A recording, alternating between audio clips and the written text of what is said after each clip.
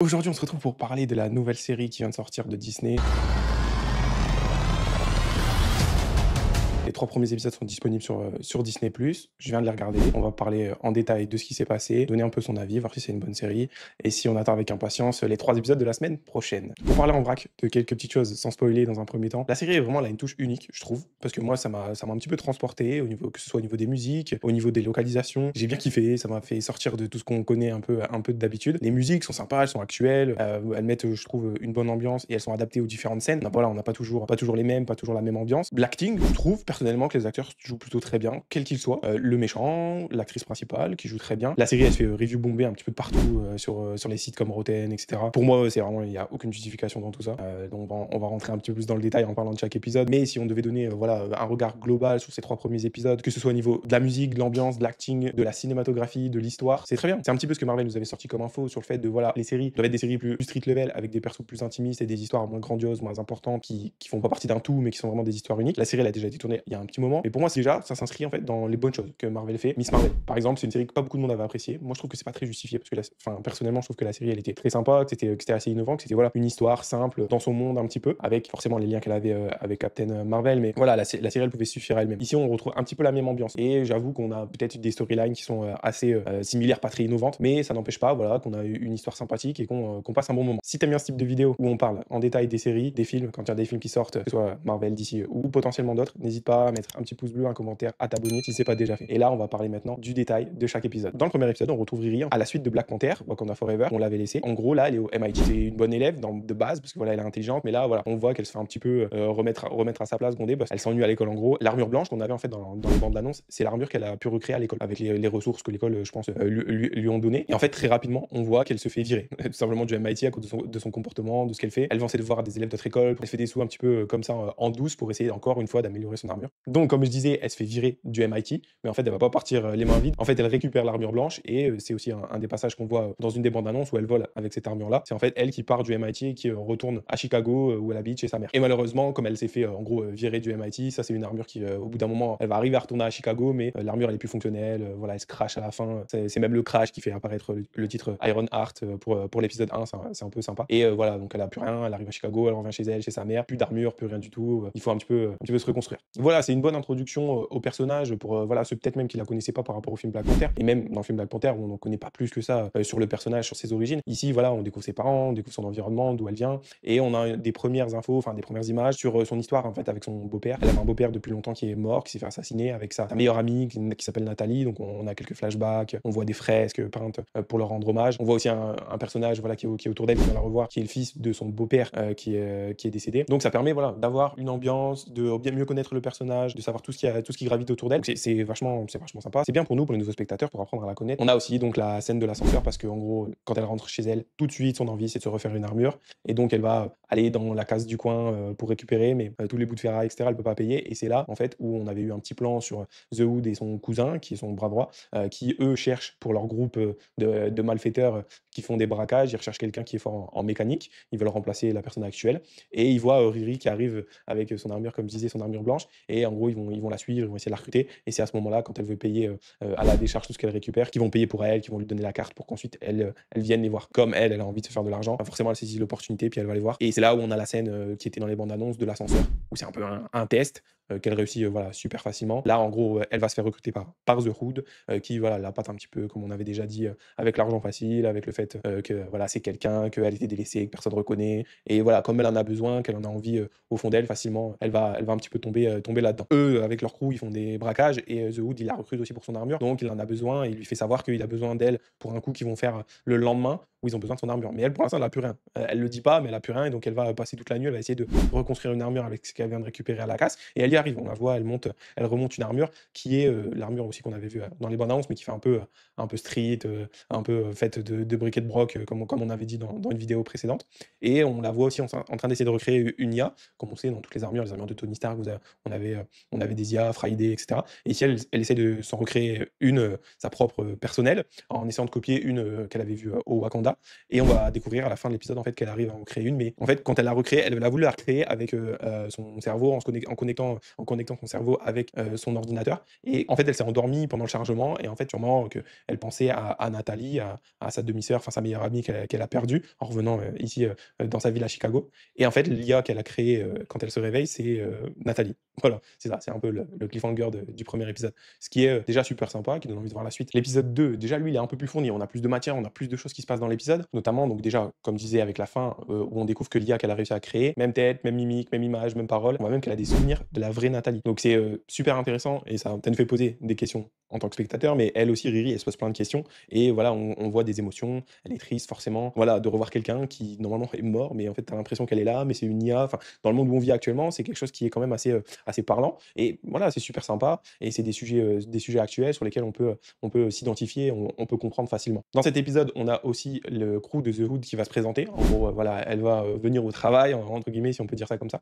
et The Hood va présenter tous les membres, de son équipe un par un, dont, le plus intéressant à retenir, je pense que c'est le hacker qui, vient de Madripour. Là, voilà, on a une évocation de la ville de Madripour. C'est toujours sympa d'avoir, des petites références comme ça. Riri pour, continuer à améliorer son armure et même du coup à la terminer parce que là pour l'instant elle a créé l'IA mais l'armure en elle-même elle est pas forcément fonctionnelle ou pas assez pour elle et elle en a besoin pour le soir même pour, participer au braquage. Elle a rendez-vous à 20h et donc elle va, aller sur le darknet et elle va retrouver, voilà, quelqu'un qui, a des composants dont elle aura besoin. Elle trouve son adresse, elle y va direct, sans broncher et là on va découvrir le personnage de Joe. Le personnage de Joe, c'est un mec un peu bizarre, voilà, un mec aussi de la tech, informaticien qui a pas confiance en lui, qui pleure un petit peu facilement et il va l'emmener, en fait, il a un genre de repère secret comme si c'était soit un super héros, soit un super méchant. Il est super loin de sa maison, dans un silo caché où il l'emmène. On l'avait aussi vu, dans les bandes annonces, ce plan-là, et c'est un endroit où il y a tout ce qu'il faut.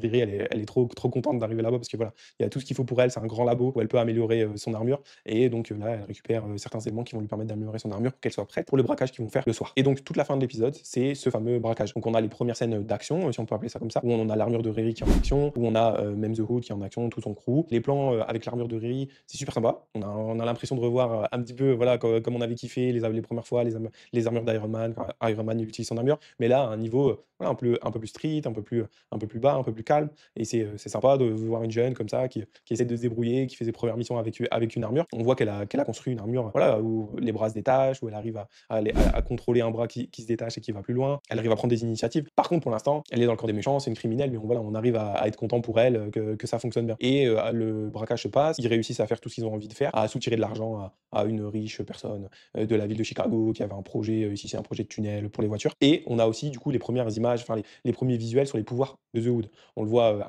on le voit pas du coup, mais avec son pouvoir d'invisibilité, il arrive à faire chanter, la personne qu'il voulait faire chanter pour, lui récupérer l'argent, et aussi on voit, un autre pouvoir qu'il a, c'est qu'à un moment il sauve Riri d'un garde, en lui tirant. Lui, comme j'avais déjà évoqué, une fois, il a des pistolets et il tire avec ses pistolets, mais il arrive à contrôler la trajectoire des balles. Donc les balles, il peut faire n'importe quoi comme ça et en gros, il les contrôle et les balles vont, exactement, où il veut, pour toucher sa cible. Et à la fin de l'épisode, on voit également, The Hood, en fait, quand il est torse nu, on voit qu'il a des marques rouges qui se propagent tout le long de son dos, un peu de ses bras et on voit aussi qu'il fait des tatouages pour essayer de les cacher. Bon, ça marche pas très bien, mais on voit, à la fin de l'épisode, en tout cas, après, avoir fait ce braquage, donc où il a, utilisé cette magie, sûrement, il y a, les traces qui grandissent. Il y en a de plus en plus dans le dos. L'épisode 3, qui lui aussi est toujours, fourni, un peu de manière sympa avec, on a, le but, ça va être de faire un nouveau braquage pour la team de The Hood. Ils ont récupéré, en fait, l'argent du premier braquage et Riri, donc elle est super contente, elle a de l'argent pour améliorer son armure et ici, elle va commencer donc à le faire. Elle va commencer à améliorer son armure. Elle achète même, des choses pour ses proches qui commencent à se poser un petit peu des questions sur le fait de, oh, voilà, la veille, elle a rien du tout, le lendemain, elle a plein d'argent. Elle va aussi améliorer son IA. En gros, de base, Nathalie, elle est coincée dans l'armure, elle est coincée, sur l'ordinateur de Riri mais on la voit qui est projetée en hologramme. L'impression, qu'elle est réellement là et pour Riri aussi. En gros, elle retrouve sa meilleure amie et donc là, l'IA Nathalie, elle a sa propre personnalité aussi, hein, ça c'est super sympa à voir. Elle veut sortir comme avant, comme quand elle était vivante. Enfin, c'est un peu bizarre, cette limite entre c'est une IA, mais elle a les pensées, elle a quelques souvenirs de la personne qui était vivante avant. Elle a des réactions que la personne elle aurait pu avoir. On continue un petit peu cette thématique de l'IA, tout au long, de l'épisode et donc Riri, elle a conçu en fait un collier qui permet, en gros à l'IA d'être stockée, dans le collier et donc d'être projetée, même, sans qu'il y ait d'armure, sans qu'il y ait d'ordinateur. Donc on a au début d'épisode, elles vont sortir, elles vont aller, au bord de l'eau, elles vont parler de souvenirs et cetera et elle va même l'emmener dans le garage de son beau-père. Son beau-père en fait, c'était lui qui était, super fan de Tony Stark. C'est pour ça un peu, qu'elle, elle construit une armure, c'est un peu pour rendre hommage à son beau-père qui lui a tout appris. C'était un mec, lui, qui aimait, réparer les voitures, réparer, tout ce qui pouvait, être réparé. Quand ils vont dans ce garage, parce que Nathalie, elle veut aller là-bas pour, revivre des souvenirs, on a Riri qui fait une panic attack, en fait, et on voit des flashbacks où elle se remémore la nuit où, ils sont morts, où Nathalie est morte et où, son beau-père, est mort. Ils sont fait en gros, tirer dessus par des gens qui passaient dans la rue. Encore une fois, c'est une scène sympa qui permet de donner de l'épaisseur au personnage, de rentrer plus en profondeur dans son passé et de nous faire aussi, l'aimer, de nous faire l'apprécier et d'avoir envie de suivre ses aventures et de suivre la suite, de la série. On a aussi les premiers doutes, qui commencent à arriver sur, The Hood et son équipe. Bon, elle savait qu'elle était pas du bon côté, mais pour elle, c'était, voilà, c'était des coups, simples, faciles, pour se faire de l'argent, pour, venir à son but de se faire, la meilleure armure possible. Ici, en fait, en gros, quand elle a été recrutée pour remplacer un mec qui avait fait un peu n'importe quoi sur un braquage. Et ici, en fait, la police, elle vient chez elle parce que ce mec-là, il a été retrouvé mort. Et du coup, même son IA, Nathalie, elle lui pose des questions de dire, ouais, The Hood, il est bizarre. Elle avait même capté, lors du premier braquage, une énergie un peu bizarre de The Hood, ou qui était pas forcément d'ici. Elle dit pas forcément d'ici, pas forcément de cette planète. On comprend que c'est un truc un peu bizarre. Mais même Riri, elle dit, ouais, mais nous, on a des magiciens, on a des aliens, etc. C'est pas ça qui, c'est pas très significatif pour l'instant. Et là, en apprenant, la mort de ce mec-là, elle commence à avoir des doutes et elle veut, avec Nathalie, enquêter un petit peu plus sur The Hood. Après, en gros, elle a un rendez-vous avec Joe et elle lui avait un petit peu appris à s'affirmer parce que voilà, comme je disais, c'était un mec un peu bizarre, qui parlait pas, qui disait qu'il était harcelé tout le temps, etc. Elle lui a appris un peu à s'affirmer, il commence à s'affirmer et il a eu des idées. Il a envie de créer des trucs avec tout le matériel qu'il a. Et en fait, là, dans ce passage-là, on apprend qu'en fait, ce mec-là, il s'appelle pas du tout Joe et que c'est le fils d'Obadiah Stane, le méchant de Iron Man 1. On peut le voir dans deux sens. Soit ça apporte un truc sympa pour faire encore un lien entre voilà, Iron Heart, Iron Man. Voilà, peut-être que potentiellement on sous-entend que lui aussi va être méchant, il va se retourner contre elle, comme son père s'était retourné contre Iron Man et avait essayé de le tuer dans le tout premier film. Mais ben, pour l'instant, on voit qu'il est gentil, qu'il veut juste l'aider, qu'il veut être ami avec elle, et aussi qu'il veut tout faire pour, et lui-même le dit, hein, il veut tout faire pour pas du tout être comme son père. Quand elle va le voir ici, ça lui permet de récupérer un petit outil qui en gros va servir son plan qu'elle a monté avec son IA Nathalie. Elle va en fait récupérer un petit bout de la cape de The Hood pour l'analyser et voir en fait ce que c'est exactement. Et un peu du coup le même schéma que sur l'épisode précédent. Toute la fin de l'épisode, c'est le braquage. Où, en gros, il va y avoir des choses qui vont mal tourner et à la fin, en fait, on a un personnage du coup qui va mourir, The Hood qui va péter les plombs, qui va tuer la cible qu'ils étaient venus arnaquer en gros, parce que leur but c'est juste de base de récupérer de l'argent. Et The Hood, il va péter un câble, il va tuer cette personne-là, il va tuer plein de gardes aussi. Et il y a donc son cousin qui est son bras droit qui va mourir là-dedans. Mais Riri, dans tout ça, elle a réussi à récupérer le petit bout de la cape. Donc ça, c'est un petit tease. Mais le mec qui est mort, donc il est mort à cause de Riri, parce qu'il avait attrapé Riri avec un bout de la cape, il s'était battu, etc. Et elle l'a laissé là, elle est partie pour sauver. Et le fait qu'elle l'ait laissé, c'est ça qui fait qu'il est mort. Du coup, la grosse panique de tout le monde, du crew, etc. The Hood, il est full énervé. Elle va retourner chez elle et elle va faire une crise de panique, etc. Avec Nathalie qui essaye de la consoler. Et on voit même qu'en gros, elle a laissé une preuve qui l'a fait encore plus paniquer, parce qu'en plus, ça permettait de remonter peut-être vers elle, vers Joe. Et donc, voilà, c'est en gros la panique pour elle à la fin de l'épisode 3. Et on a aussi une sorte de tease, c'est-à-dire que The Hood, il revient chez lui et il est voilà, super énervé, son cousin il vient de mourir et en gros on a une musique, une ambiance un petit peu bizarre et il parle à quelqu'un en disant voilà c'est ça ce que tu voulais, si j'avais su j'aurais jamais accepté et du coup c'est un petit peu un teasing de ce dont on a déjà parlé sur et bien le personnage de toute façon on sait qu'il est lié au mystique, à Mephisto, voilà, on a name drop comme ça c'est dit, on a l'impression qu'il lui parle un petit peu et il a une vision où il voit son cousin mourir. Il dit «Ouah, pourquoi tu me montres ça?» et cetera. Et ça se termine, ça va se terminer là, l'épisode. Pour faire un avis global, pour conclure, moi j'aime bien en fait, la série. C'est pas les 3 épisodes sont passés très vite. Alors cette manière de sortir les épisodes, 3 par 3, alors comme la série elle fait que 6 épisodes, ça veut dire qu'en 2 semaines on a tout vu. Mais je sais pas, est-ce que c'est vraiment parce qu'en gros Marvel veut se débarrasser de la série, parce que c'est une série qui a été tournée il y a longtemps, ils y croient pas trop et ils ont vu les réactions en ligne? Mais voilà, les réactions en ligne, c'est pas justifié, ils avaient même pas vu la série, ils connaissent pas forcément le personnage. Faut au moins laisser la chance, faut regarder, faut faire son propre avis, c'est important. Le mode de diffusion, en fait, moi, j'aime bien parce que forcément, c'est un peu lent sur le début, surtout sur le premier épisode, parce que bah, il faut réintroduire le personnage, mais c'est aussi intéressant. C'est lent, mais c'est intéressant et c'est nécessaire. Donc, en fait, si on avait eu juste le premier épisode, le deuxième la semaine prochaine, etc., là, ça aurait peut-être été assez frustrant.